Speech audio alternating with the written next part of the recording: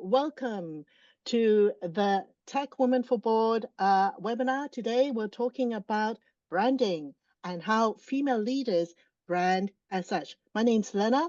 I'm one of the members of the Tech Women for Board. We are a community of female leaders supporting women in the tech industry to break that glass ceiling. As for myself, I have my own businesses, the L Factor, and I do a lot of business mentoring. So if you want to get in touch, look up my LinkedIn profile, which I will put in the chat. Would you like to say a little thing, something about yourself? Yes, sure. So first of all, I want to thank everybody for attending and showing up. I know some of you I sent last minute messages. So thank you for taking the time and being here with us.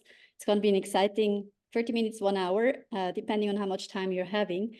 And just a short overview about who I am. Many of you might know me already from LinkedIn, but I'm actually running a startup company in Singapore. We incorporated 2 years ago and made it over the last 1.5 years into Microsoft Startup Founder Hub. We got 2 nominations, one from the Singapore Business Review, Technology and Excellence Awards, as well as nominated by Gen AI Fund as one of the 41 most innovative startups for productivity and business solutions. So I have a team that I work with globally. I work remote and I do a lot of other things. I'm in the World Business Angel Investment Forum. I'm connected to a lot of VCs all over the world, family offices, and just generally try to move the world forward from where it is to where it could be in Industry 5.0. Thank you. And our next speaker, Runa. Hello, everybody. Runa here in Iceland. And thank you for inviting me for this really beautiful event. Just to tell you a little bit about myself, I'm an entrepreneur and I consider myself to be creating the future of leadership, where people get to be more of who they were born to be and less who they've been conditioned to be by their society, background, gender, you name it. I just want to point out in my little introduction here that I think is really interesting, because we're talking about personal branding. And when I was asked to be part of this beautiful event, I thought, okay, what are the really things that makes me me, and why am I being invited to speak on a place like this? And going back in my journey, I think there are actually 3 things. There are the things when I really realized that I couldn't hide behind a corporate brand. That was when I had Connected Women, an online site. I had to stand out and be myself. That led me to understand that actually, when we are ourselves, we can be multiple personalities. So we have to figure out really what is it that really drives me. So it has to be about our passion and values. That led me to another adventure that was branding programs. And the third thing is really about how personal branding is changing as we're speaking. And I think that is a topic that would be really interesting to cover today. So I'm grateful for being with you, and I look forward to some really interesting conversation. Wow, thank you so much. Next on my list is Maya. Hello, everyone. Good morning, good afternoon. Greetings from Florida. My name is Maya Zelhich. I'm the Dean with the Forbes School of Business and Technology here at the University of Arizona Global Campus. Also Fulbright specialist, having completed 3 Fulbright tenures, 2 in Zambia, 1 in Uganda. A globe researcher. I worked on a comprehensive study across, that was actually done by many different researchers across 115 countries, studying different patterns of the cross-cultural communication. I also serve as the chair of the Forbes Board of Advisors. I'm doing a lot of different e-learning implementation initiatives across the developing world, and I'm very happy to be here today with all of you. I've done a lot of research in the field of perception, and when I was invited to this particular topic, my area of focus is how the actual perception is correlated with the concept of personal branding. being aware of oneself, being aware of what we're trying to project, and trying to actually project what we want others to see. So I really look forward to our discussion, and looking at the chat pod. There are women across the world and some gentlemen as well joining in, so it's quite impressive. So thank you for the host for organizing this beautiful discussion, and looking forward to talking to all of you. Thank you so much. And last but not least, who have I missed out? Is it Cherise? Roxana. Roxana, sorry, Roxana. Hi, everybody. First of all, thank you for chiming in on this beautiful day of September. I feel really honored just to be part of this incredible panel of leaders. My name is Roxana Nistor. I'm a Romanian-American entrepreneur. Born in Romania, I transitioned to the States 7 to 8 years ago, right after graduating university. I founded Things for Global Strategies, which is a company born out of my strong mission and desire to address challenging statistics for entrepreneurs, both men and women. For example, the fact that 50% of them never survive the first 5 years, or the fact that 90% of women-owned businesses never reach 6 figures in revenue annually. So my mission is to equip them with tools and to streamline processes and operations to get that sustainable growth. But obviously metrics and systems are not enough. So I decided 2 years ago to add that personal branding, corporate branding touch to all our products, and adding the digital products, which is actually what brought me to this amazing organization, and being able to partner with Zana, because the tech and online presence is very important for everybody.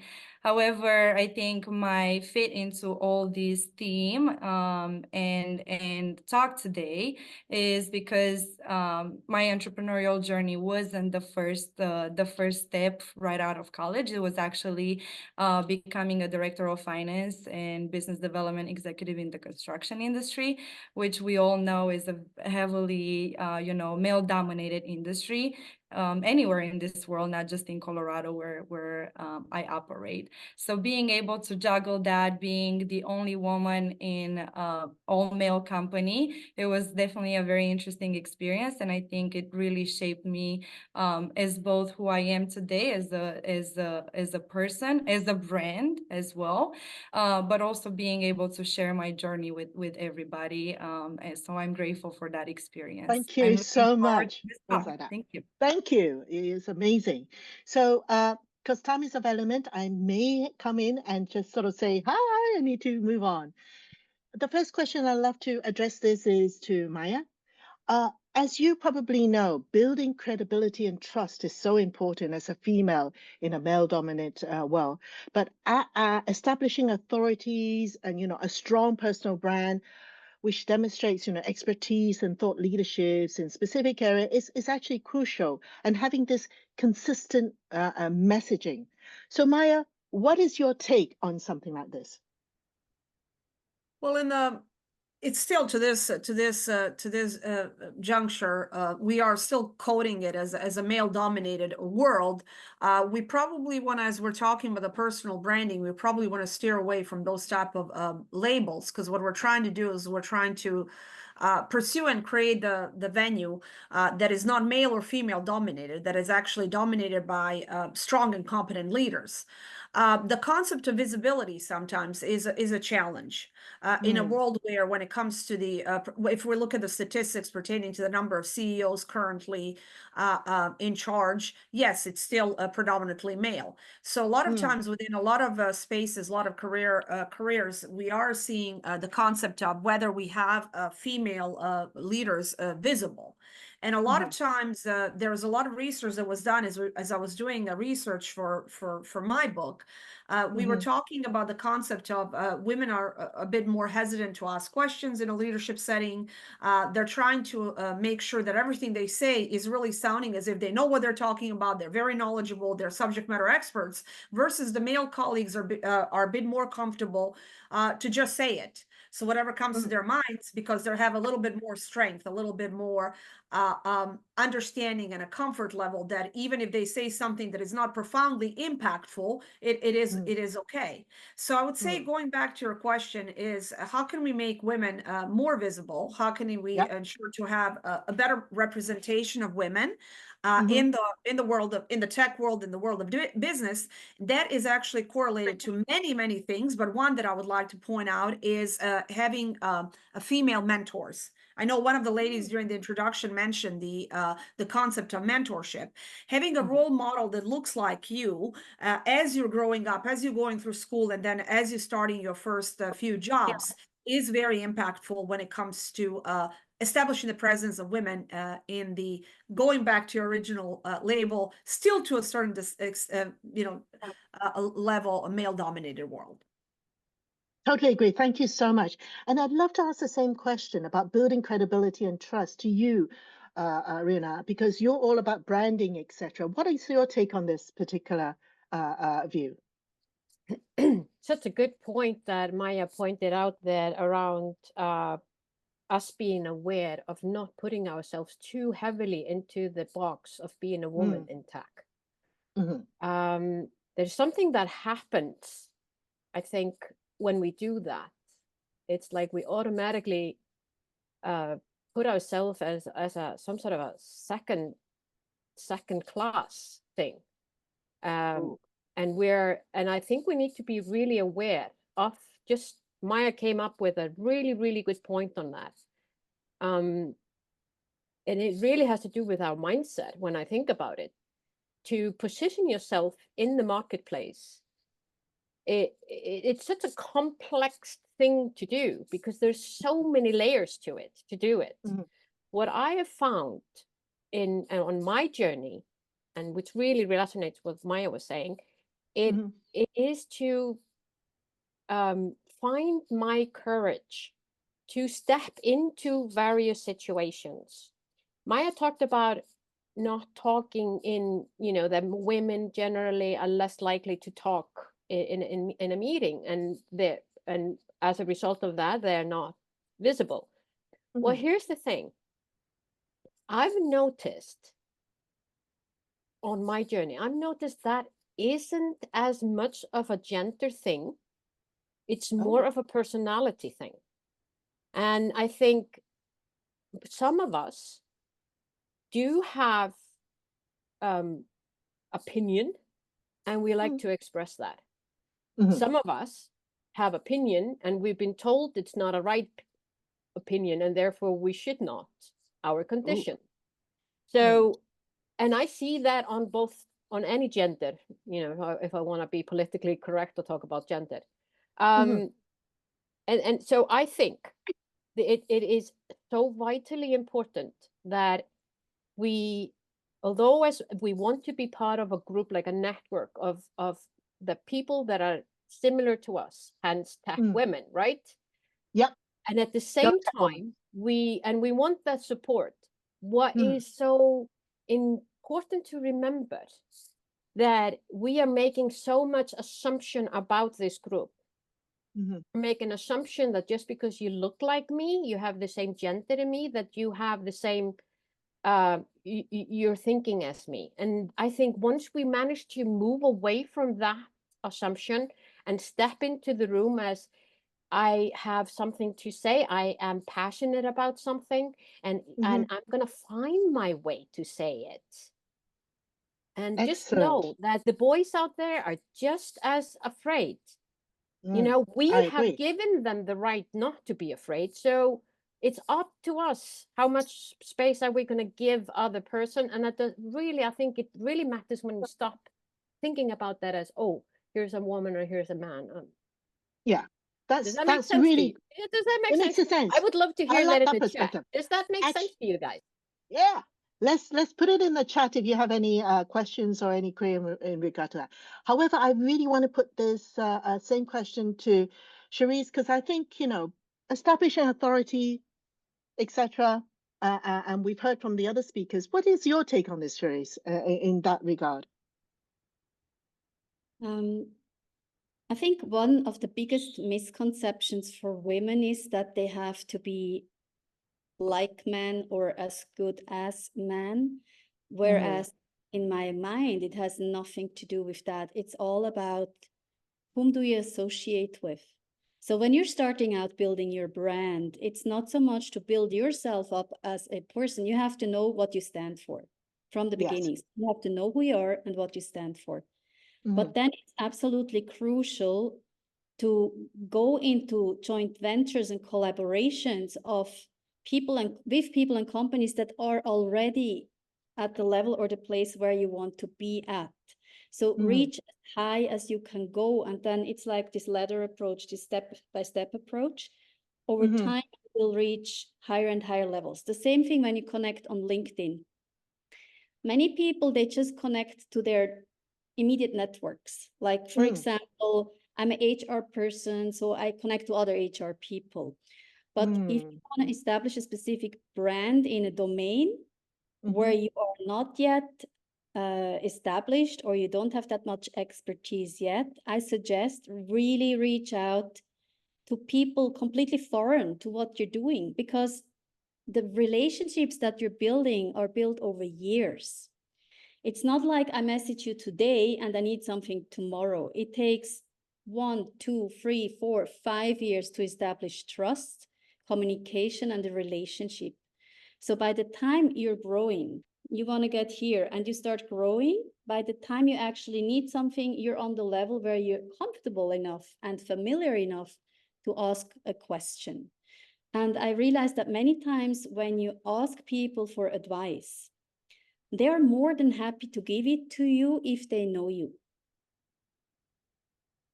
Thank you. Thank you very much. And last but not least, Rosanna, do you have anything to add about this before we go into some questions from the audience?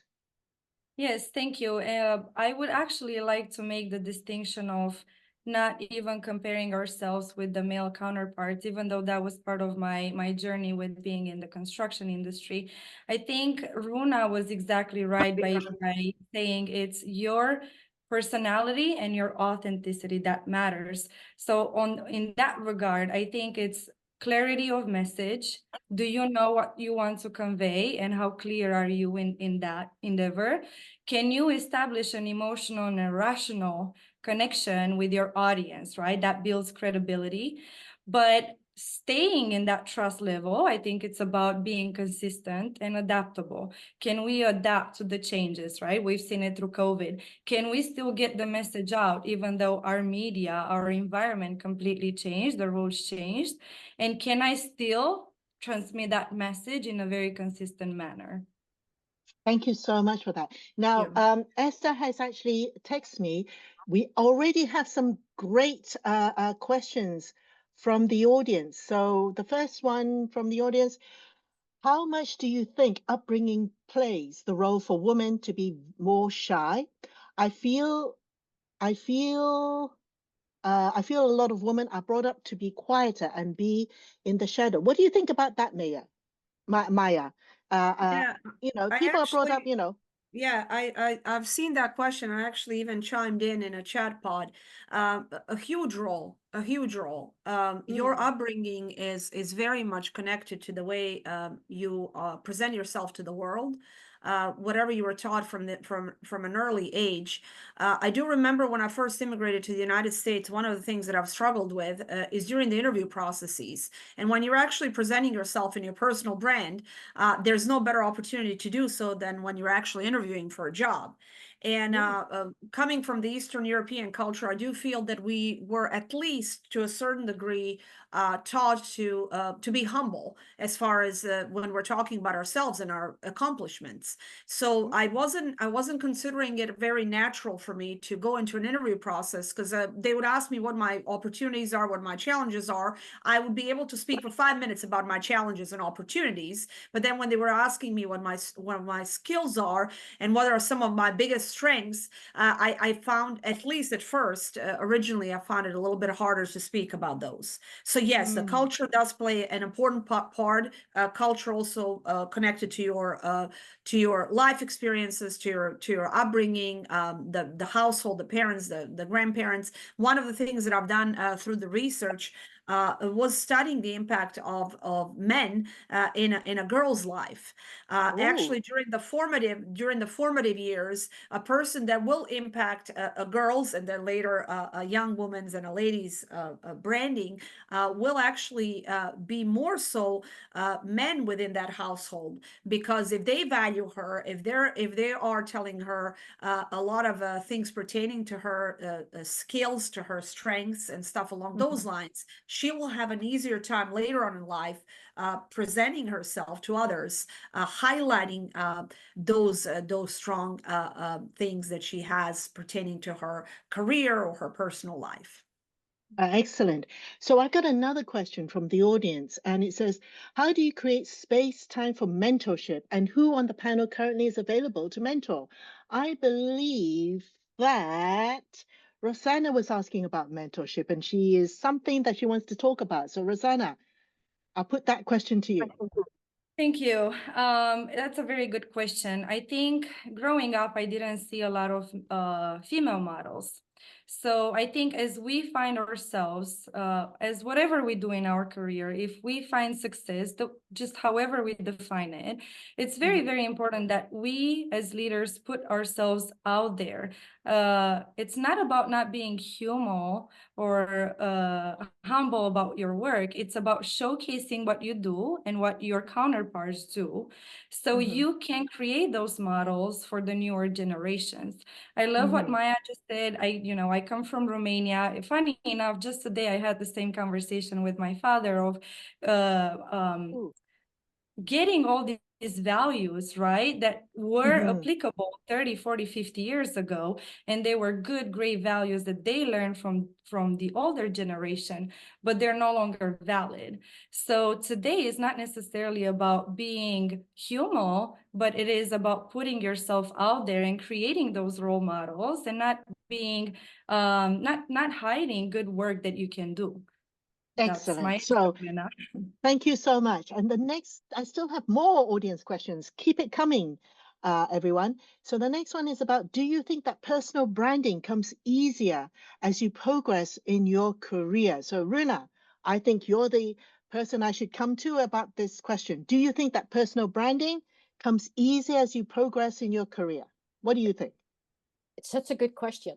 And I think it really depends on who you are. I understand where you're coming from thinking that thought, because I think that we kind of like assume that as we grow older, we have experience and our confidence grows and we are more likely to get out there.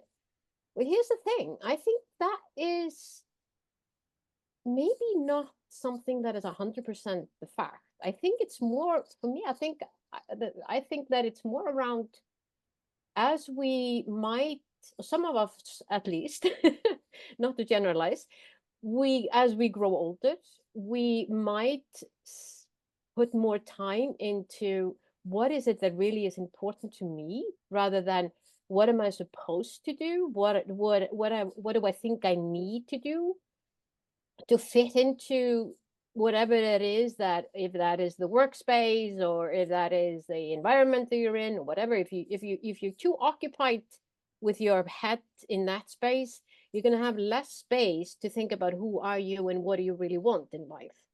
And so I think once you have that, you have more time to think, okay, who am I really? What do I really want? What is really valuable to me? Yes, that might be for many of us, that happens later in life. And saying that, there's so much opportunity for us all to decide when we want that to be in our life. When am I going to stop trying to do what I think I'm supposed to do because I'm a woman, I'm educated, I'm in this job role, I'm in this, I'm that, and just go into, okay, so who do I want to be? And this is, as I said before, there's so many layers to this. And one of the things that I often see that we get hung up in that takes up our space is all of those to-do lists. What do I need to do to become a strong personal brand?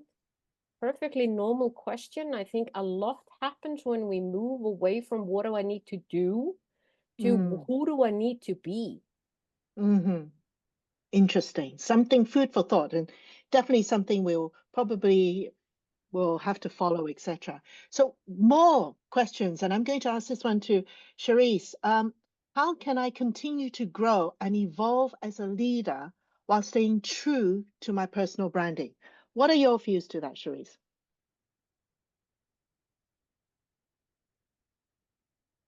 Okay, that's two questions. So how do I maintain my Okay. personal brandings and how do I grow at the same time? Is that correct? Well, evolve as a leader while staying true to my personal branding. So as I move up the corporate ladder, I want to be true to my personal branding. How can I manage the both of them to become as one, so to So speak? I just wrote in the chat that I think the most crucial element is know yourself, know the world. Because if you have, and that doesn't happen overnight, you have to have a solid understanding of who you are, where you came from, what are your roots, what are your values and belief systems, and then how do you leverage on these to move forward into the direction you want to be in.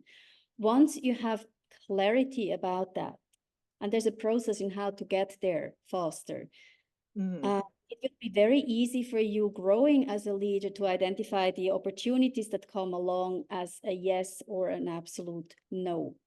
Because I think, to be honest, from my personal experience, the more I said no to opportunities and there's so much coming, the more successful you get, the more things just come in, right?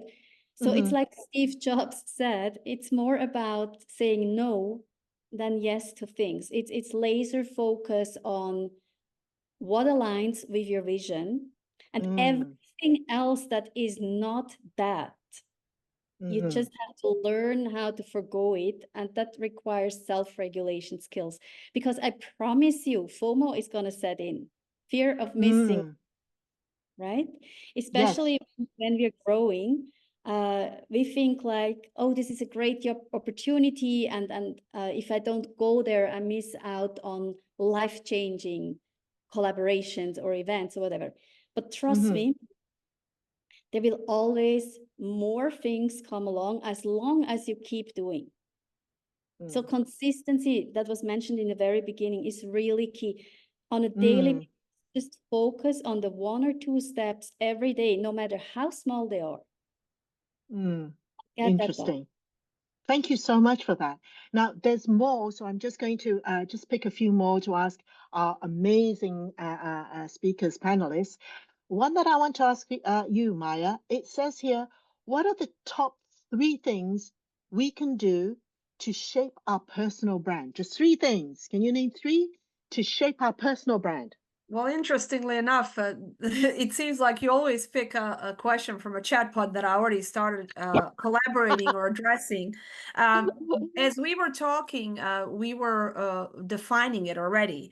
Define who you are first and foremost, and who I want to be when it comes to the world, because those 2 things hopefully are going to be one and the same, but not necessarily always. Perhaps at some point of time, I am aspiring to be someone else, something bigger. So currently I'm still not projecting that persona that I'm trying to be when it comes to my career path. So clearly define who you are and what you're trying to project. And also define your area of expertise. A lot of times when I talk to our students, a lot of times when I talk to younger people in particular, don't change your LinkedIn profile every 5 minutes or whatever other social media that you're using. Don't add accolades upon accolades upon accolades in your byline because at some point of time, you're going to create confusion and you're trying to you know, go outside of your network. I agree with the speaker who said go outside of your network, but also define your core inner network. Where do you need to be? Which path do you see for yourself within a particular career? And also try to work within that personal brand, within that particular community, because otherwise, and it does happen sometimes, and actually there's a person that comes to my mind, continuously changing career path. I mean, sometimes it happens in life, but then at some point in time, you're not necessarily certain as to what they're trying to project when it comes to a lot of these social media. So those are just some of the things. It's more than three, but you know, just thinking about this out loud. Excellent. Thank you so much for that. Now, there is more questions, but I kind of want to pick on my questions that I really am dying to ask these amazing panelists. So, staying with you, Maya, perhaps, we are all in sectors where it's still very much male dominated. So how do we overcome gender bias? In the sense that do we challenge the stereotypes where female leaders are often faced with stereotypes and unconscious bias in the workplace?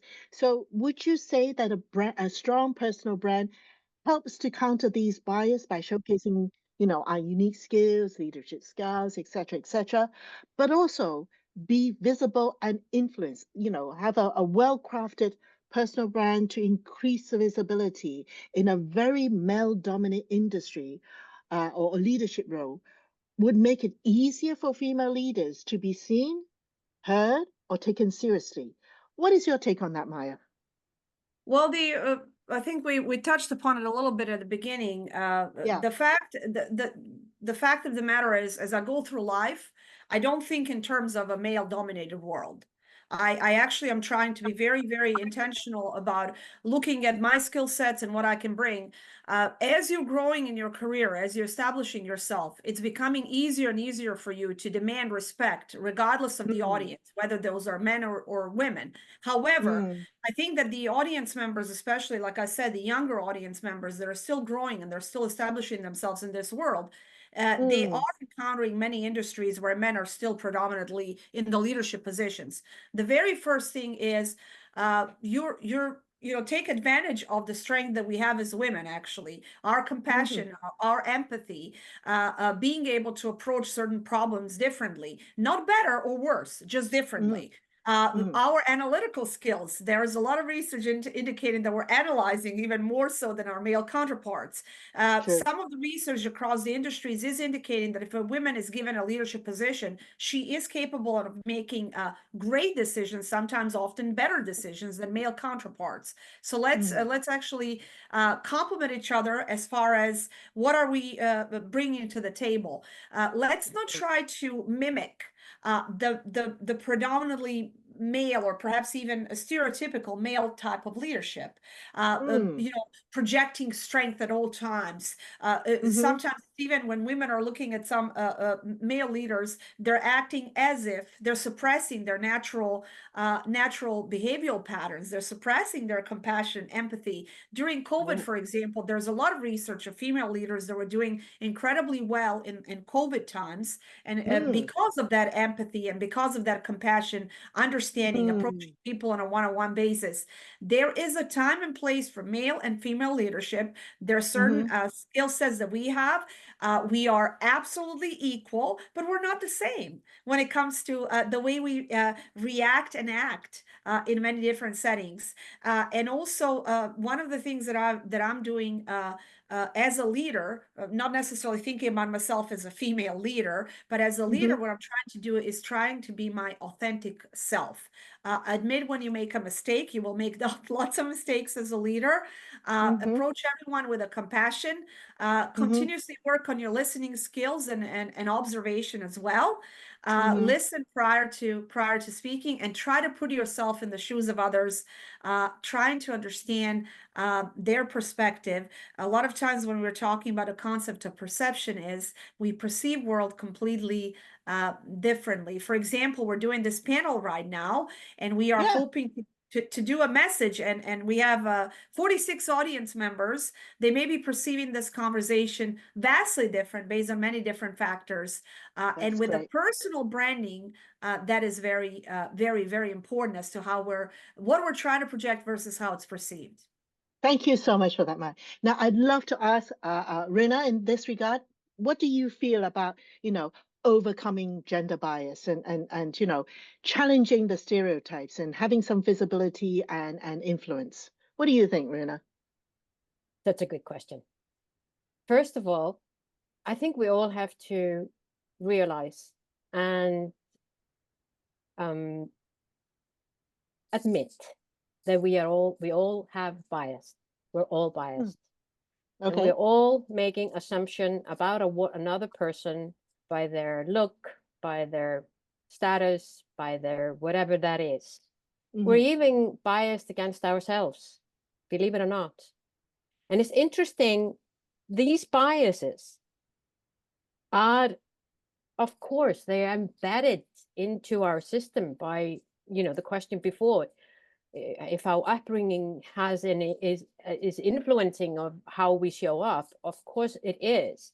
It's part of that. We learn it from as we grow up, of not to speak or who you want to who do you really think you are, as an example.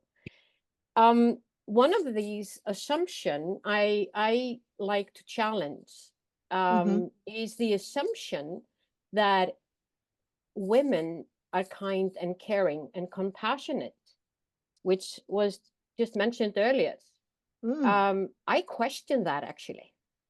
I think we are allowed to be. We are often expected to be. We are very often put into a position where we're supposed to show compassion, empathy. But talking about authenticity and doing something that we feel we are supposed to do versus doing something that we ask, it's a completely different thing.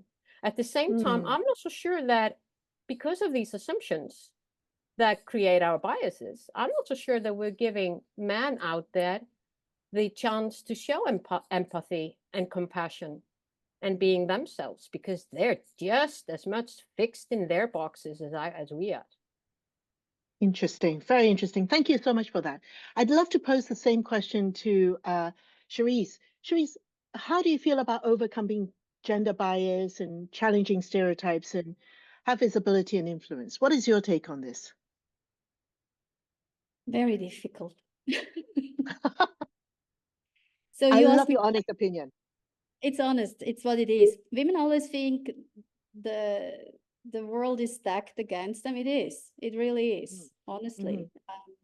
Is there a way that we can overcome this, challenge those? I have a few tips how I addressed it over the years, doing what I'm doing. I worked with multinational companies up to Fortune 200, actually, executives and their teams. And the way I'm circumnavigating that is I only work remote. So when people hire me, they tell me, oh, you have to fly to Korea, you have to fly to Japan, you have to fly here, you have to fly there. And sorry when I say this crude as it is, but I say, listen, you hire my brain, you don't need my body, okay?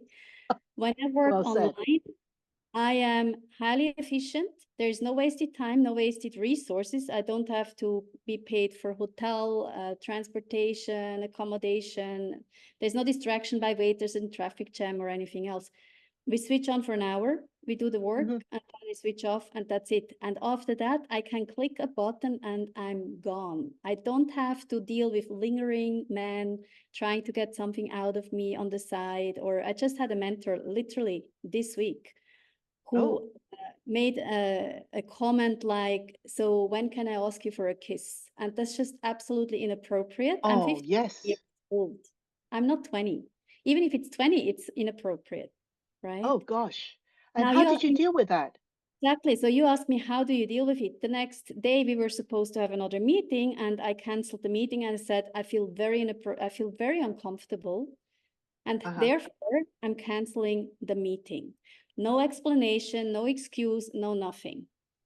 So then he came back and was like, oh, he felt something was off, right? And then he made a comment, what's happening and this, that. And I said, listen, there's a comment you meant yesterday, which was inappropriate. And this was what you said. Mm-hmm. And I didn't explain or anything. Be very concise, to the point, factual. Don't make stories. Mention what happened, straightforward. And then he was like ghosting me. Oh, it was just a joke, right? Gaslighting. Yeah. And I sent back one sentence with a point in the end. I said, no, it was not a joke. Dot. And then I let him scramble on with excuses and whatever else. And I didn't pay attention anymore. Eventually, he wrote a message and said, let's put it back to a professional level. I wasn't even aware it has been something else than professional. He's my mentor, right? Mm-hmm. And by the way, 75 years old. So I was absolutely taken aback because we've known each other for 2 years, right? Oh dear. Yes. And this is not the Not first good. time it happened. It happens a lot. Mm. The question is, the common denominator is me, but I don't think really at this point you can do anything and be anyone. It doesn't matter. Transgressions like that happen a lot. Mm-hmm. So this is not about biases. This is about biology. Mm. Interesting. Thank you so much for your take on that. But last but not least, let's ask Rosanna. You're in the construction industry, which is a very male-dominant sector. What is your take about overcoming gender bias and challenging the stereotype and producing visibility and influence in that sort of as a female leader? Yeah. What I've noticed, and I think I have been through this myself in the beginning, you have a tendency to want to fit in. Yeah. So once you're in that environment and it's all male dominated, it's how can I lower my feminine presence and my energy and my traits that make me a woman into fitting in and making sure that the message is appropriate for my male counterparts. And I think it took me a few years to realize, but that is the wrong approach. And that's not actually what brings you success. It's the diversity and the collaboration that you bring into that group that makes you sought after. Of course, again, personality traits are what's going to get you to the table, a real table, and hopefully you find yourself the voice to speak up. But I think leadership has to be complementary. If you don't learn how to listen and to collaborate, who are you really leading? What are you really leading? So learning how to work with each other is what's actually going to destroy, little by little, the biases. Establishing yourself as an authority, being a strong, knowledgeable presence, knowing what you're talking about, showing that you have the data, you have the knowledge, you have the proof, and delivering consistently, I think, is what's both going to teach, but also educate, right? So there's that element of education. How do I make my coworkers see me as a strong, independent person, regardless of my gender? It always seems to go back to that knowledge and being Yes. able to prove yourself through your work. Excellent. Great, great answer to that. I'm going to hold you still, Rosanna, because I have a audience questions I'd like to put to you. It says here, what is your take on the power of networking for the personal brand building? What is your thoughts on that? So I would like to actually dive into a little story. Thank you for calling me on this one. Growing up, you see, I don't know about, Western Europe, but it's probably predominant there as well, nepotism, right? And there is something about if you're being promoted because your father or your uncle or your grandpa or your mother, they're in a good position, so you gain that position. I've learned a very interesting story about twisting nepotism. The reality is people who get into those positions, the leadership positions, by leveraging opportunities, are people who are going to be very easily targeted, right? He is someone because somebody else appointed them. The reality is that leader doesn't last. And even if they Wow. do, they're not well respected. So I think it's very important that we don't overlap nepotism with networking. And we understand that even if we leverage the people that we know, which I think is very, very important. And again, I had to learn it in the Western world, learn to leverage who you know, because it's not what you do, is who you know that's going to get you there faster. And by saying that, I really mean the educational element of it. When I want to learn something, when I want to learn something fast and be very good at it, I'm not going to pick the worst person doing it. I will pick the best mentor, the best coach, and I know I'll get there faster. So to Excellent. me, networking is extremely important, and being able to network yourself, present yourself, and have that presence in a room full of strangers is terribly important. Thank you so much for that. Now, panelists, I'm going to have to limit you to 1.5 minutes, maximum 2 minutes for the answer. There's so many people who's asking great questions, and I love it if you can also answer it. The next one, I'm going to put it to you, Runa. It says here, in industries or culture where gender bias persists, what strategies can successful female leaders adopt to ensure their personal brand reflects both authenticity and authority without compromising their values? Runa, what do you think about that? 2 minutes, please. Wow. Well, the shortest answer is to start looking at yourself as the leader in your life. And the moment you decide that I am going to be a leader in my life, and there you can, from that point, you can start to navigate the culture that you're in. Always going back to that question. So who am I as the leader in my life? And how does this, the decision that I'm just about to do, or the conversation that I'm just about to go into, or the situation that is just in front of me, or whatever that is, if you go always back to the question, now, my reaction to whatever it is that is happening in my life right now, how is that going to affect me deciding that I'm going to be the leader in my life? Thank you so much for that. Now, one more question I'm going to ask Maya. Maya, if we are not clear on exactly what our personal brand represents, are there any tools or resources that can help us, Maya? Sure, you can, as a matter of fact, no matter where you're at in your career, you can actually ask others, folks that work with you, people from your network. You can ask them to actually, you can even do a role play and ask them to define your brand. And that is actually not something to say that someone is lost, or they're, sometimes you get confused. What should I lead with? As far as when we're introducing ourselves, there was a little bit of a question, what should I lead with? What should I start talking about first? My current job, area of passion, so forth, something very impactful. It is totally fine to talk to people that really know you. So don't talk to someone that is not really deep into your network circles, because you can ask them. And also, what should you highlight, especially when it comes to that, elevator pitch? If I enter the elevator with you, what should I lead with? What should I say? If I only have 1 minute to say who I am, what's that lasting impression that I'm trying to make?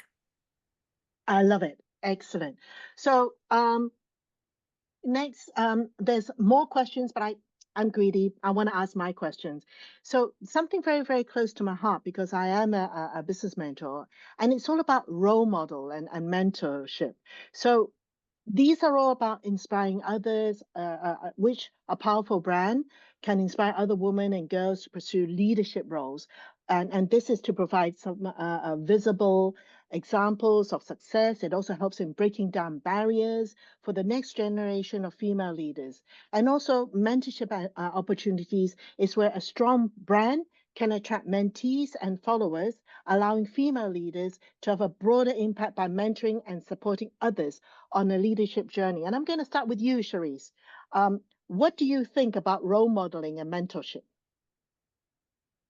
I think it's very important, and actually anyone and everyone can do it. So in 2022, I reached out to incredibly talented young teenagers, really. 16 to 19-year-olds have achieved incredible things.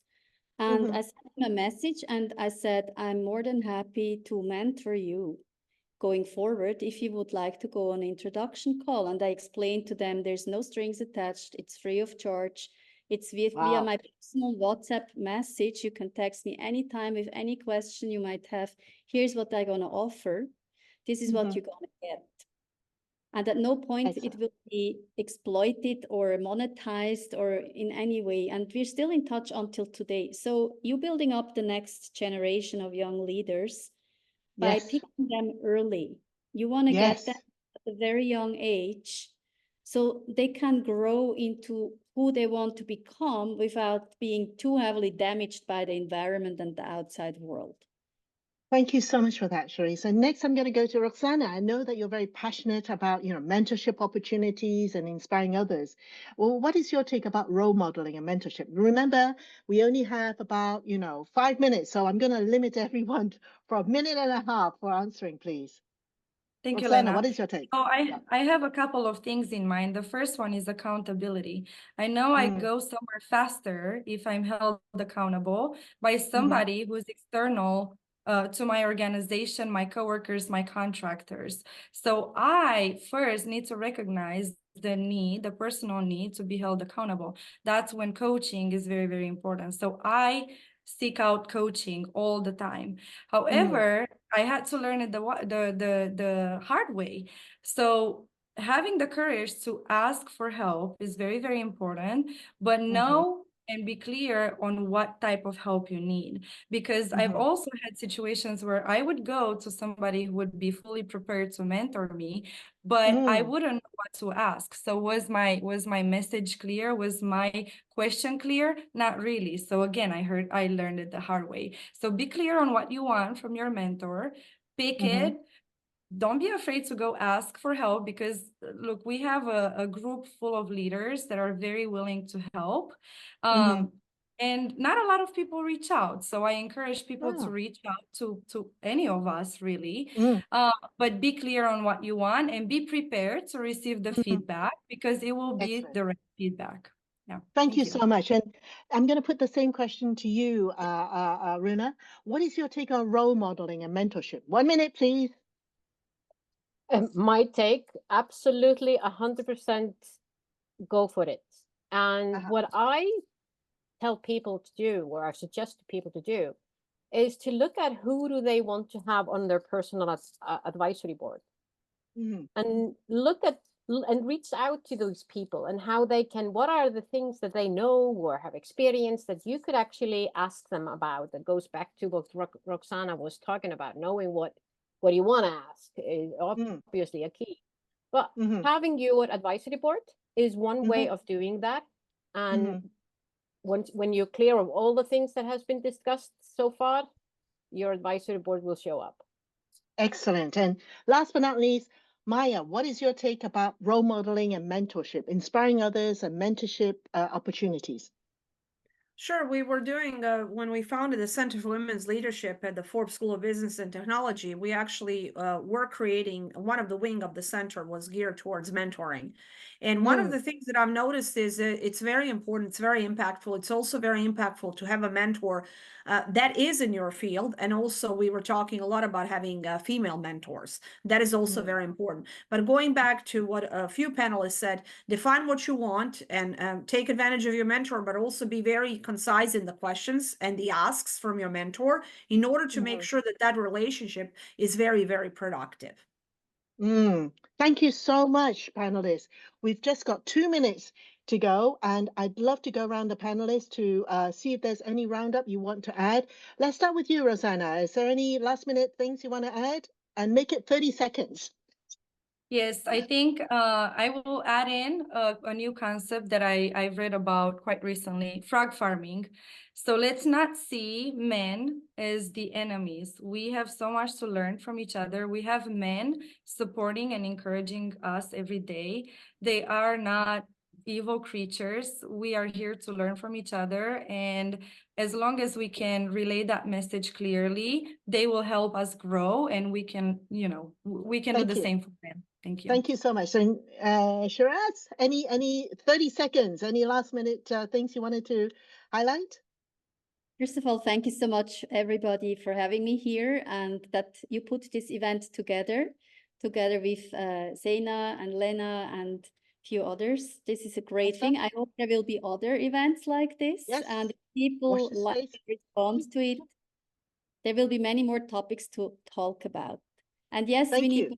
men and women, of course. That doesn't mean we don't have to call out the ones, men or women, who transgress boundaries.